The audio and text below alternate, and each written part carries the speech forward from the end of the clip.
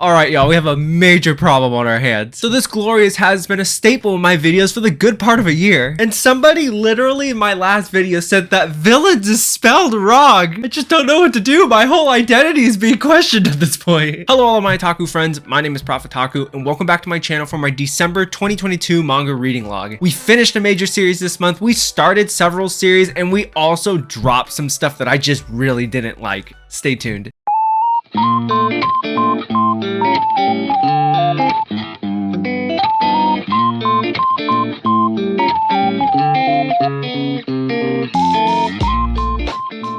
Before we get started today, as always, no spoilers. I will never tell you what specifically happens in a volume. I just want to tell you if a series is good or bad, if I'm continuing that series, if it's going in a good direction, if I'm starting a series, if it has potential. And if I finish the series, is the ending any good? Did it wrap things up well? So let's get started with the biggest read I had this month. I read volumes 14 to 26, so I completed the series of Yakutate Japan. Now you're probably like, Prof, you don't have the manga in front of you. You're not showing us anything. Why is that? Well, obviously you can kind of put the pieces together. I sold it off. I never seen a manga with such great potential take this major downslide into this conglomerate of just an absolute disaster, which was the ending. This manga suffered from a couple of weird things. From volume 15 to 25, so 10 volumes is basically the final arc, which is way too long because it just got dragged out so badly. And it just got really weird, just too extreme, the craziness of some of the scenarios, and also we just got a total lack of character development. All of the side characters just basically went out the window. And then at the very last volume, they started a brand new arc for some reason, but since the manga got canceled, you could totally tell they're like, oh, we gotta end this thing, and it was just so unnecessary and completely ruined the ending. So yeah, Yakutate Japan, I had given it an 8.5, 9 out of 10 through the first 14 volumes. It was a lot of fun, and I thought it was going to be a staple in my manga collection, but those last 11 volumes just left the worst taste in my mouth. I give it like a 4 out of 10. The ending was just bad, so the manga got like a 6.5, 7 out of 10 for me.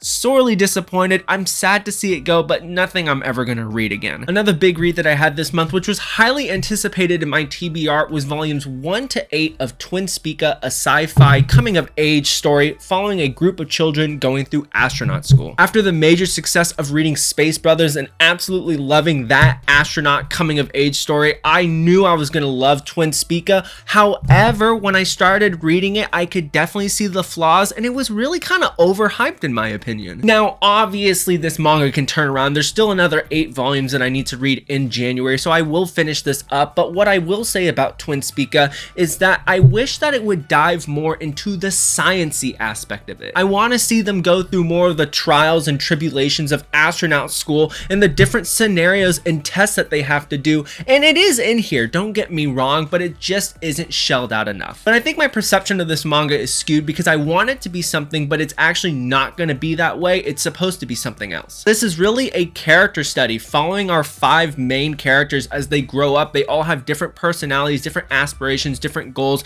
different conflicts, and we're here along for the ride trying to explore these emotions with them. So that's the main focus of this manga, and if we look at it from that perspective, this manga is written expertly well. It is phenomenal, and it's a beautiful character study of a coming of age story. So I'm not saying this manga is bad or anything like that. I think I just was looking at it from a different perspective, which is why I didn't enjoy this first 8 volumes so much. So hopefully these next 8 volumes will change my mind. The next series that I started this month was volumes 1 to 4 of a harem rom-com series that I actually thoroughly enjoyed, and that is Yona and the Haunted Hot Springs. So I picked this up during the Right Stuff winter sale, and I definitely had my reservations about it because harem rom-com basically follows a formula that I'm not exactly into. A lot of harem rom-coms are episodic and they're just spilled out way too long. But what I will say about Yona and the Haunted Hot Springs is that what I really like about this is that even though it's episodic, it has a really interesting premise with the hot springs, a lot of supernatural stuff. There's some action in here too, some battle stuff, and it really works. The majority of the characters in this manga I actually really like, and I like all the different dynamics, scenarios, and relationships that play out here. And because there's a supernatural aspect to it, it definitely keeps me engaged because there's a lot of different ways that this manga can go compared to like a school life harem rom-com like We Never Learn or Quintessential Quintuplets. If you want to hear more of my shelled out thoughts about this series, I did a collaboration video with Manga Boy and we just talked about the first 3 volumes of this series, so I highly recommend you check it out. It was a good time. Another series that I finished this month was the last 2 omnibuses of Dragon Quest: The Adventures of Dai, so that's volumes 4 and volume 5. So we're all done here.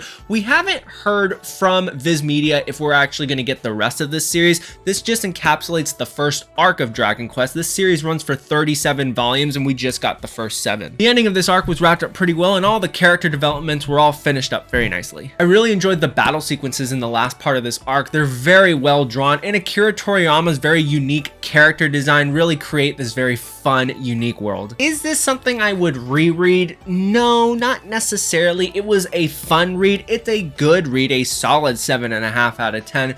But because it's battle shonen, I just don't feel like I need to go ahead and absorb this series anymore. A manga series that I continued this month was Mobile Suit Gundam Thunderbolt. I read volumes 4, volume 5, volume 6, and volume 7. So volumes 1 to 3 of Thunderbolt basically encapsulated this first battle. It was very well done, action-packed, absolutely crazy. These next 4 volumes go past that first battle, and let me just say, it was written really weird. Yes, the battles were great, they're action-packed, the artwork is peak as always, but I just really struggled to follow what was going on. Because we have 2 different sides of this war, it just kept jumping between the 2 sides and it was really hard to follow, and then they continued to add layers to each side, and then at that point I was just so lost I had to start looking stuff up. So yeah, this is definitely a series you have to really pay attention to understand all the layers. Once you do, it's actually a very enjoyable read with a very unique, political, and immersive world, but if you're just reading it at face value, you're gonna be like me and be like, where are we?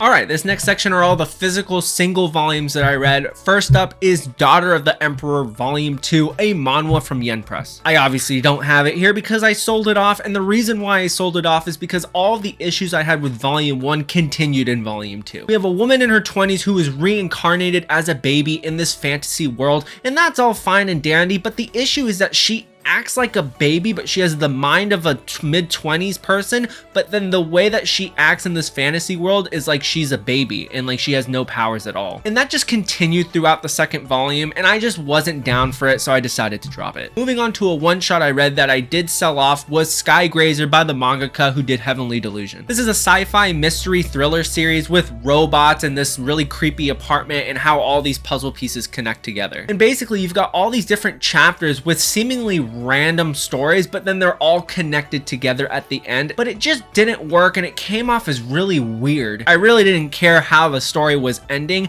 and they tried to take this philosophical approach with robots and AI and how they're integrated into the human world, and it just didn't hit for me. I just didn't get what they were trying to say. There was also a really dark sexual turn in this manga that I just think was just really inappropriate and unnecessary, and it really turned me off from this one shot. All right, let's rapid fire through some single volumes here. We have volume 1 of Coffee Moon from Yen Press. This series is like a really dark take on Groundhog Day where you just repeat the same day over and over again. This girl right here is repeating her birthday. She lives in a really dark utopian world where it just rains all day, every day, and it seems super messed up, and there's obviously some really dark lore in this world. But this is one of my most underrated reads of 2022. A fantastic volume 1, total page turner. I love the characters. I love the vibe that it's giving off. I want to learn more. It's paced well. There's no info dump where there's just too much information. They really just want you to kind of let this thing kind of organically grow, which makes it a perfect first volume. If you like Shadow's House from Yen Press, you'll definitely like this. Highly recommend. Next up is a rom-com, Miss Miyazan Would Love to Get Closer to You, Volume 1. It follows a boy who's a delinquent and a girl who is a really goody two-shoes.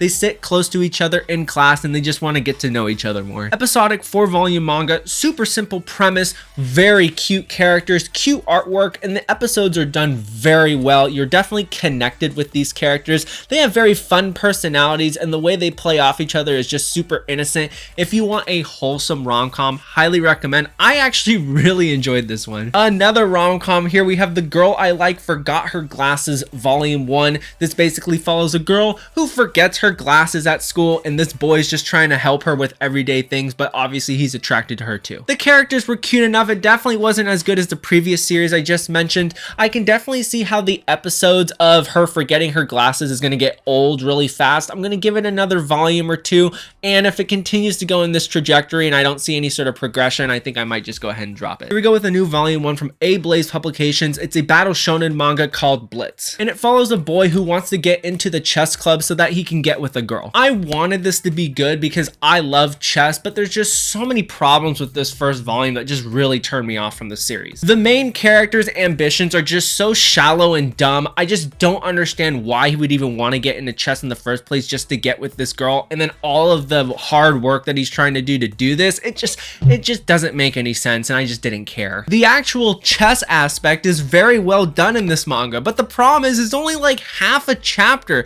The other rest of it is just character dialogue and just building up this world. Way too much focus on that, and it really just turned me off from the whole pacing of this first volume. The end of this volume presented a scenario that could definitely be interesting moving forward, so I will give it one more volume, but honestly, this is on the chopping block. I don't think I'm going to continue with this series. A volume that I read and subsequently dropped was Colorless Volume 2. Man, I'll be honest with you, Colorless was such a terrible series. All action, no substance. The big issue that many people were saying is that none of this was just explained. You've got all these things going on and all these action sequences, but you just know nothing about the characters, so you just can't get invested into the story. And I was hoping that Volume 2 would shell that out, but no, it actually went worse than Volume 1. Even the art, which is supposed to be the shining factor in this manga, was very confusing to follow. It did not flow well. The action sequences melded with the background, so you couldn't even tell what was going on. So yeah, I'm super glad that I sold this off. I don't want to ingest this series anymore. The next volume I read this month was The Masterful Cat is Depressed Again Today, Volume 5. Fantastic volume. This is definitely inching towards my top 10 manga of all time. What I loved about this volume is that we get more drama in here. We get more character backstory. We get a more serious approach to this series, which I really like. So it's a good balance between seriousness and the beautiful comedy that is The Masterful Cat is Depressed Again Today. So great direction in this series. I highly recommend. Here we are with an ending to a series. We have Omnibus 10 of Maison Ikoku. I really like the ending of this series. I think that everything was wrapped up great, especially with all of our characters, including the side characters. It was kind of a sprint towards the end because it went from like a 180 to like the different 180, which is fine because that's just kind of the vibe of the series. But yes, it was a very great rom-com series. So if you're looking for a classic rom-com series that was an inspiration to the modern rom-com era of today, I highly recommend Maison Ikoku. Next up is the soccer manga Blue Lock. I read volumes 4 physically and then volume 5 digitally, which finished up the first round. A great ending to the first arc. I really enjoyed it. Kept me on my feet the entire time. I didn't know which way it was going to go,